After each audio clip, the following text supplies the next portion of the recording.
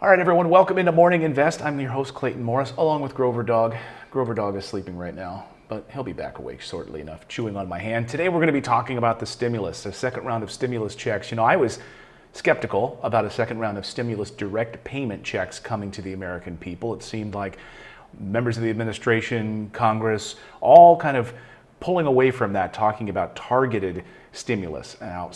But we're hearing again now from the White House. We're also hearing from Treasury Secretary Steven Mnuchin this week about more direct stimulus to the American people. And not using the word check yet, but direct stimulus to the American people could be exactly what they're calling for. So we'll get to that in a moment. We're also going to talk about a couple of other proposals that have been floating around. One is gaining traction right now with a back to work program. That seems to be where the big focus is. And we're also going to talk about 19 states that are seeing a spike in coronavirus cases right now. And this reopening is causing massive problems. And yet we now have the RNC set for Florida in Jacksonville, Florida. They don't have enough housing down there. They don't have enough hotels for everyone to come in. So could we see a repeat of what they did during the Super Bowl 15 years ago when my Eagles lost to the Patriots? Yeah, wasn't good all around. So we'll tell you what they might be planning down there in Jacksonville. All right, but today's show is brought to you by our life insurance. So the same exact life insurance that Natalie and I have. Check it out. There's a link below to check it out, get a free quote, and you'll be blown away about the service that you can get and the choices that you can pick from. Very affordable. If this is something that you need in place for your family, check it out. The link is below to that life insurance. All right, let's talk about the stimulus, because these back to work proposals have now been floating around the halls of Congress. Now, you know about Senator Rob Portman's proposal, right? If you're watching this show, if you're a subscriber of this show, then you're educated. And you know that he's put forward a plan that would basically pay you about anywhere from $300 to $450 if you got back to work, and for a short amount of time. So for a few weeks, you would get a check, $300 to $450 if you go back to work. Again, these incentives are to get people, out of the unemployment line and back into the workplace. Well, we know that one. That one has been quiet. We haven't heard much movement on that. Now, again, when we have all of these different proposals floating around, it's possible that we get a final bill that pulls from a lot of these different places. That's what happens. It becomes like a Frankenstein, okay? So we have the HEROES Act, which is sitting on the desks of the Senate right now. They're about to go on vacation again. They'll be off for 2 weeks, and they'll come back at the end of July, July 21st. Now, we heard from Steven Mnuchin and other members of Congress that they will not be having talks on the second stimulus or the phase 4 stimulus package until the end of July. And that's crucial. Why? Because there's a 10-day window, folks. There's a 10-day window between them coming back on the 21st of July. 10 days later is when a lot of those unemployment benefits are done. Those $600 additional unemployment benefits are done. They need something there. They absolutely need something there. So now there's a new proposal from Kevin Brady out of Texas. We've been hearing, rumblings about this plan. It's called the Reopening America by Supporting Workers and Business Act. And it's a new bill that would give you 2 weeks unemployment after you went back to work. So essentially, another $1,200 stimulus check after you return to work. $600, $1,200, right? So that's essentially what this bill would do. But what would happen to the people who were already went back to work, who were sort of noble and got back? We saw last in the jobs report, 2.5 million people either returned to work to those jobs that were furloughed, the way that they've been, written up in the jobs numbers from the Labor Department, went back to work. Will they get that check? Will it be retroactive? We simply don't know if this thing will be retroactive. So this would encourage people to get back to work. But again, what if your job, there's a lot of questions about this, right? Because what if your job is gone, just completely gone? Where do you go? Would you get a stimulus check if you went to another job? If you became employed and you went to another place of employment, not the same place you left? How would that work? So a lot of questions about this. Again, could they pull pieces of this together? The White House, the CBO, all have said that they are not going to extend those $600 unemployment benefits beyond the end of July. It's not going to happen. The CBO, of course, showed their numbers that said it was a disaster. The CBO said it was increasing unemployment. that by having that $600 unemployment every week from the federal government, it was hurting us. It was keeping people home. It was, people didn't want to go back to work because they could get that additional $600.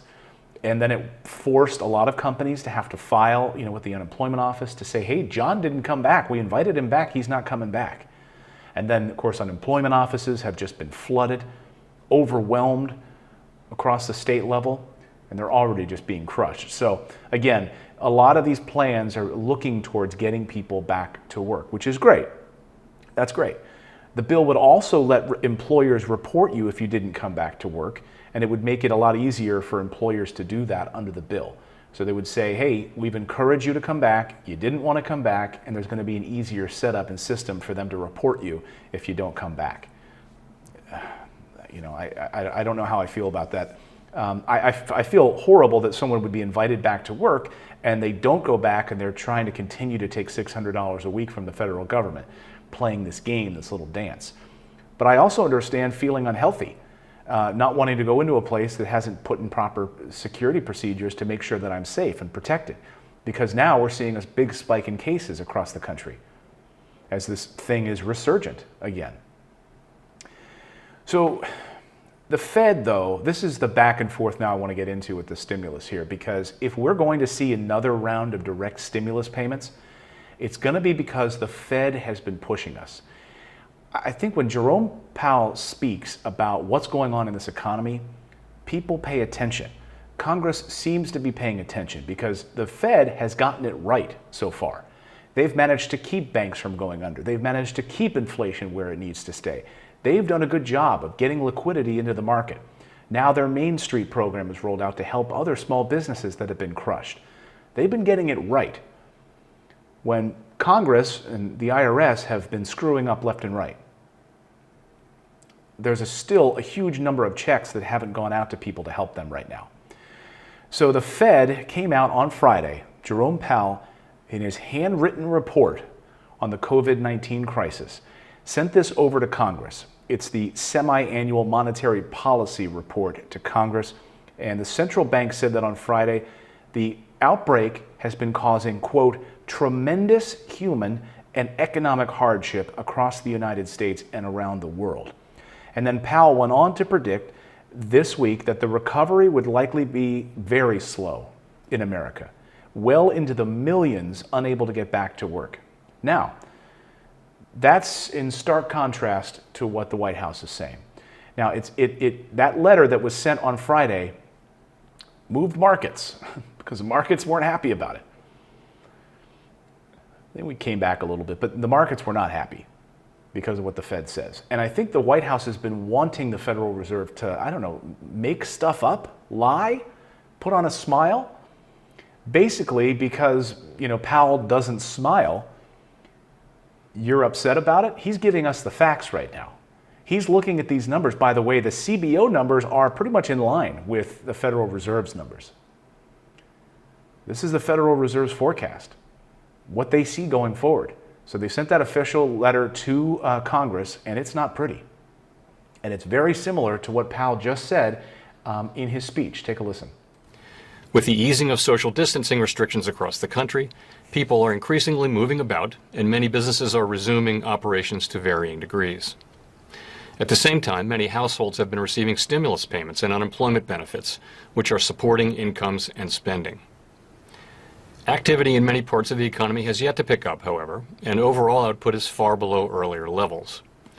Moreover, despite the improvements seen in the May jobs report, unemployment remains historically high. And it's only going to remain that way for a number of years. That's why they're going to keep interest rates near zero through 2022. And they're going to continue every day to be buying up all of these junk bonds. So the Fed's stimulus program is going to continue basically uninterrupted for years to come. There will be stimulus, an endless stream of stimulus from the Federal Reserve. That's how bad it is. So you can try to paint a rosy picture all you want, but it's not going to change things. Now, look, I know that Chairman Powell doesn't speak with some, politician's flair, or he's not out there singing and dancing like Larry Kudlow was last week, right? He's not dancing around with a cane and a top hat, smiling. You know, he even put Grover to sleep just now with his talking. Look, Grover couldn't even stay awake during that. So he's not the most exciting human being in the world, but he's also giving us the facts. He's telling us what the Federal Reserve is forecasting. Well, President Trump, as you know, didn't like that and fired back on Friday after he saw the markets decline again. Take a listen. He said, "The Federal Reserve is wrong so often. I see the numbers also and do much better than they do." What? We will have a very good third quarter in caps, a great fourth quarter, and one of our best ever years in 2021. We will also soon have a vaccine and therapeutics cure. That's my opinion. Watch. Okay. All right. So we're looking at the same numbers here. We said, I see the same numbers also, and they do much better than they do. And they do much better than they do. He said, I see the numbers also, and they do much better than they do. Okay, and he said, we're going to have our best year ever in 2021. Well, the numbers right now don't necessarily bear that out, because the report submitted to Congress this week included economic projections from Powell and other top Fed officials. They showed that Fed officials expect a steep drop in economic growth of 6.4% this year. 6.4%, with unemployment remaining at a sharply elevated 9.3% through this year. That's higher than the Great Recession. So through this entire year, how is 2021 going to be our best year ever? We're going to be able to get back to 3.5% unemployment in that amount of time? Nobody sees that happening. I'd be pleasantly surprised if that happens, but so many businesses have collapsed and gone under, so those jobs have disappeared. And a lot of businesses are putting hiring freezes right now. I mean, you think they're bringing on all kinds of employees right now? They're operating at 50% capacity. So there are two big reasons I believe we need another stimulus. Two big reasons. Because if you look at the data from the beginning, what the Federal Reserve was saying based on their forecasting earlier this year, the reason we had a first stimulus, remember this, folks, the reason we had a first stimulus was because of fears of unemployment and insolvency of jobs and businesses closing.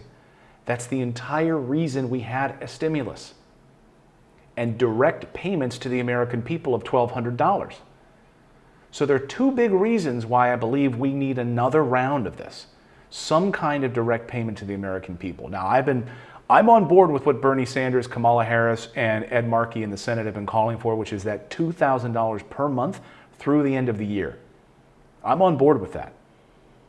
You know, it's shades of what Andrew Yang has been calling for. I think the American people need that.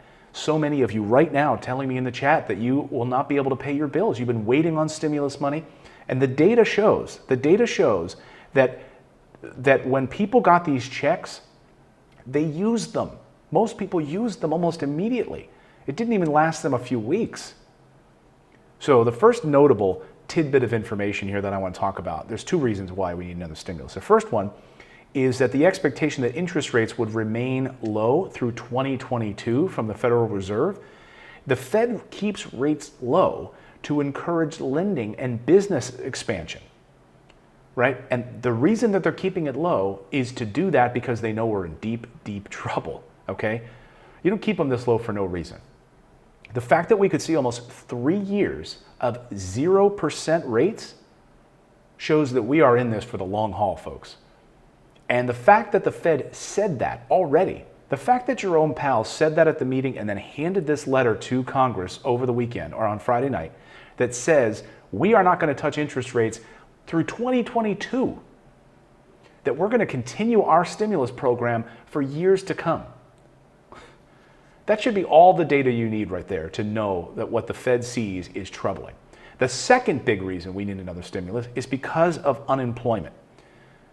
And the entire reason that we had the first round of stimulus was because unemployment was going to be so high. Fears that it could go higher than the Great Recession. Well, guess what? It's double the Great Recession. So the entire reason we had the first CARES Act was to prevent that. The data showed, this is the main point here that should really push for a second stimulus, is by the end of the year, the Fed is predicting 15 million people will remain unemployed. 15 million according to the data, which works out to an employment rate of about 9.3%. And I would be really surprised if it even goes to 9.3%, if not higher. That's nearly the height of the unemployment rate during the Great Recession. Remember, it hit about 10 roughly in October of 2009. It's going to take the US just another 7 months just to get it to that point, just to get it to where we were during the Great Recession. So any member of Congress right now that's sort of, shuffling their feet on another round of stimulus needs to pay attention to the Federal Reserve. And after that jobs report came out last Friday, there was a lot of fishy numbers because a lot of it was people returning to their jobs. It wasn't a lot of people getting brand new jobs, like showing up with a little suitcase, a briefcase, like, "Hi, I'm here to interview for this position as your head manager." That was not happening. A majority of the businesses were furloughed. It was hospitality and restaurants having people come back. So we got all excited about this 2.5 million jobs created or returned. That's great that they're back. But I was upset when I saw Republican members of Congress tweeting and sending text messages, saying goodbye fourth phase of the stimulus, goodbye, like almost like bragging, almost like in a real condescending way, like goodbye fourth phase of the stimulus. People are being crushed right now. So I'm not sure where the president sees these numbers and how he's seeing something different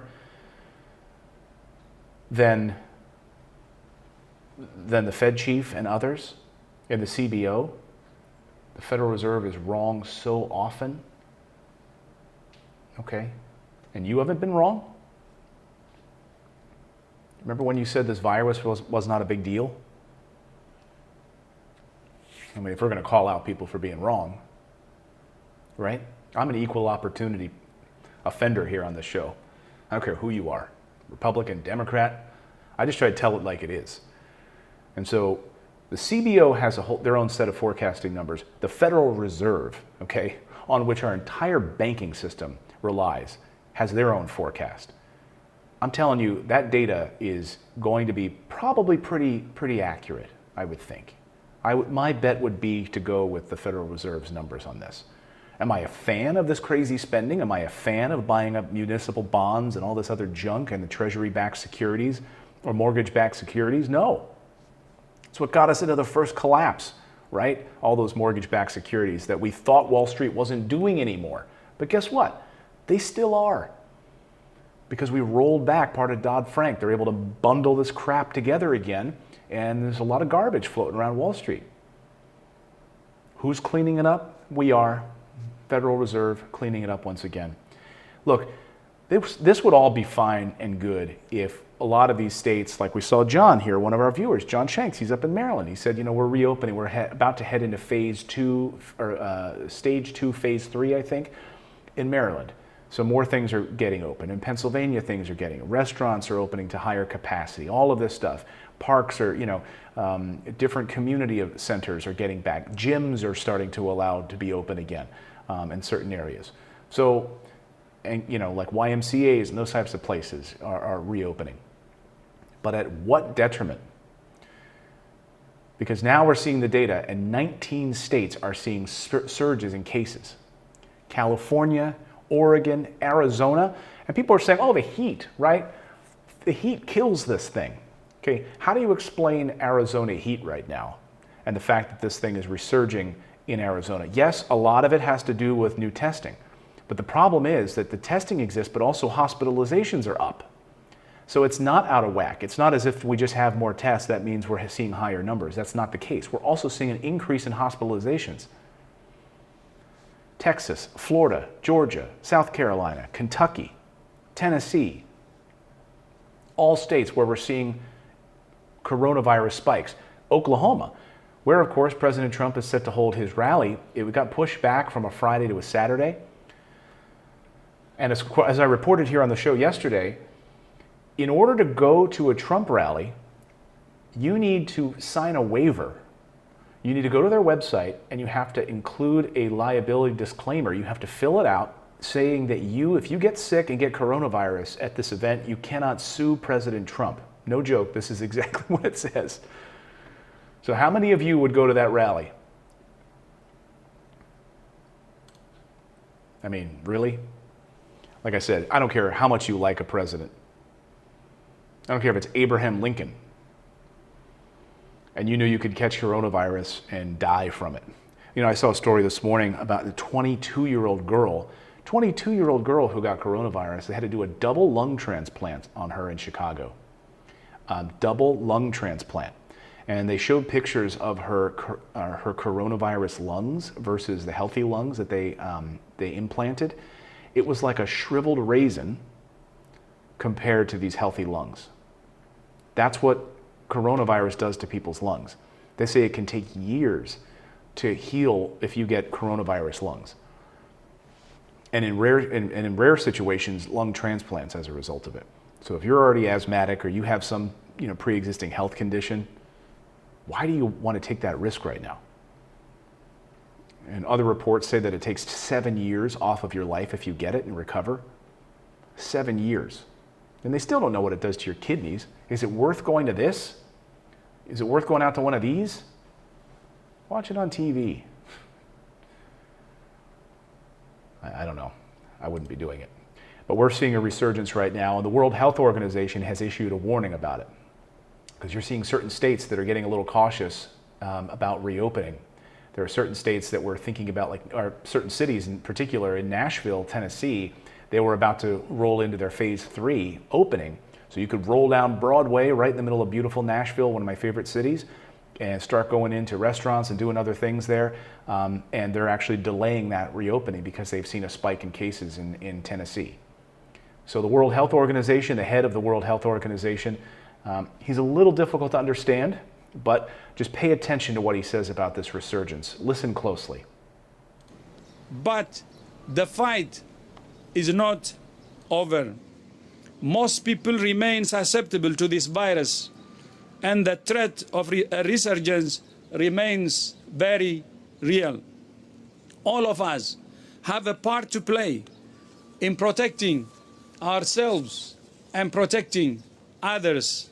Now is not the time to neglect cleaning hands, covering coughs, or maintaining physical distance. Now is the time to be even more vigilant. More vigilant. That's the World Health Organization. As we're seeing this spike in cases. Some people saying this is a second wave of coronavirus coming. Others saying, no, this is still the first wave. Well, we didn't really see much of a downturn, did we? I mean, people are dying, 1,000 people a day in the United States. So there really hasn't been much of a downturn overall. So really, maybe this is still the first wave of this thing. Let me know what you think about that in the chat. I'd be curious. And where are you? What state are you in? And what kind of cases are you seeing? Are you venturing out? Are you itching to get back out there? I mean, we're all getting a little bit of this fatigue, I'm sure, right? We want to get back to some sort of normalcy, and many of us are trying to do that at home. We got our kids home from school and all of that. But at what risk? With this underbelly of the fact that we need another stimulus while we're still struggling to get back out there. We're hoping, pinning our dreams, and Republicans in Congress and the White House is pinning its dreams on reopening, almost sort of ignoring the bodies piling up at this point. What I'm troubled about too is the Republican National Convention. Of course, it was being moved from North Carolina, Charlotte, North Carolina, and even the newspaper there, once they voted to get it out of there, they said good riddance was the local paper. Basically because President Trump wanted that convention treated as if it was a non-coronavirus convention. They wanted it treated as if there was nothing wrong. There was no virus. They wanted basically sort of unlimited access, normal convention. Wanted everyone right on top of each other. He didn't want to look out when he's giving a speech and see 6 feet in between people. And so North Carolina, the governor said, no, we're going to do it. It'll be a properly protected convention. Honestly, the first of its kind since coronavirus, right? Remember the Consumer Electronics Show in Las Vegas? I used to go and cover that every year. It's massive, right? They had that big convention where people come in from Asia, all over the world, comes to the convention center in Las Vegas. We haven't had one of those since, right? So this would be the first big event with everyone getting together. And look, let's be honest, Republican Party is known for its, it has a reputation for being the old white guy party, right? I've covered these conventions. I've been to many of them.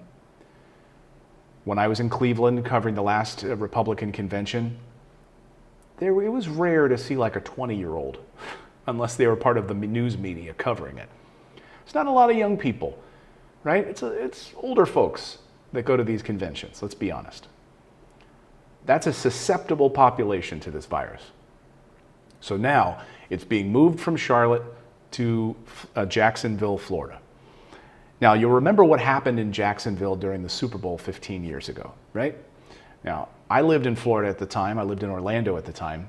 And the Super Bowl took place. It was by then really the smallest city that had ever had a Super Bowl, Jacksonville. So they didn't have the hotels available for people. And people flew in and descended on that city like crazy. Now, Indianapolis learned its lesson a few years later when it was an equally small city and they built all of these beautiful hotels in downtown Indianapolis to handle all of that. It actually it really helped transform all of Indianapolis because of what the Super Bowl did for that city. So Jacksonville during the Super Bowl, they didn't have hotels. What could they do? They brought in 4 huge cruise ships and docked them on right there in the canal, or right there, yeah, I think it's a canal off the ocean right there in Jacksonville, and right near the stadium. So then people were renting rooms in these cruise ships for the Super Bowl. Well, now, because they're suffering the same fate they did 15 years ago, Jacksonville doesn't have enough hotel rooms to deal with all of the demand for people that would want to come to the Republican National Convention. What are they going to do? They're talking about putting these cruise ships there again as an option. Can you imagine? You couldn't pay me to go on a cruise. Now, during coronavirus, you're going to pack a whole bunch of cruise ships together and fill them with like seniors in Jacksonville, a state that is known for its retirement haven, right? Golden Girls, Costanza's parents, right? Let's be honest. So I'm just blown away by this idea. It's being considered. I don't know what they're going to do because the hotels have already booked up for this particular time. It's been hastily prepared. So the existing hotels they already have there are already booked. I remember when I covered the Philadelphia Democratic Convention, I'm from Philadelphia. I would have loved to have stayed in downtown Philadelphia. No. The closest hotel that I could get working in the news media was like 40-minute drive outside of the city. I had to drive over into, or 30 minutes. I had to drive like into Cherry Hill, New Jersey and beyond to get a hotel.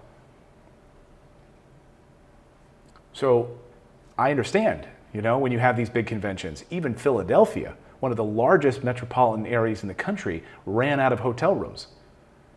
I don't know what they're going to do. Maybe people are going to stay in Orlando or something, and drive, what is it, a 3-hour drive, 2.5, 3-hour drive? I don't think that's going to happen. So they are considering this cruise ship move again in Jacksonville, as we're seeing a spike in cases now across 19 different states. And this push to reopening is scaring a lot of people, and there's a lot of people that just simply cannot get back to work. So I am absolutely calling for a second round of stimulus. I don't know if we'll see these checks. There seems to be some movement on that. If you would have asked me last week, I would have said no. No on direct payments. It seemed that all the focus was on getting money into targeted environments like restaurants and tax breaks and things like that. But when you see that almost all of the people that had stimulus money spent it within the first few weeks that they had it, and they've run out of it, there's absolutely a demand to have another round of checks hit the American people's hands. So let me know in the chat your thoughts on that. And also, if you're interested in getting 2 free stocks valued up to $1,400, you can do that just by opening a Webull account. And so many of you have taken advantage of that, and I've seen ranges in prices. You get these free stocks, and it could be almost like a whole rent payment that you get. So if you go to morrisinvest.com/Webull, I see emails coming in later in the day. You say, where do I get those stocks? That's the web address right there. So you open an account, you get 1 free stock. You open a second, or you deposit $100 in the account, and they'll give you a second free stock. Again, valued up to $1,400. It might be $200, it might be $50, it might be $400. I've seen ranges from you, but it's free money.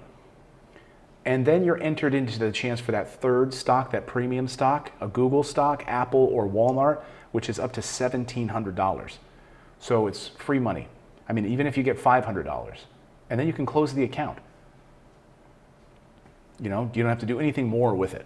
So that's Webull. I would encourage you to take advantage of it. Again, it's a stock trading account. Robinhood does the same thing. They only give you 1 free stock, but you know, the way the stock market has been going lately, except for last week, you can just watch it grow, watch your stocks grow. So I have a few stocks that I bought recently, and I'm putting some of my money in Apple and others. Some of those healthcare technology stocks I've been looking at. Some of the stocks I'm also interested in right now is the telemedicine field. I mean, we are not going back, folks.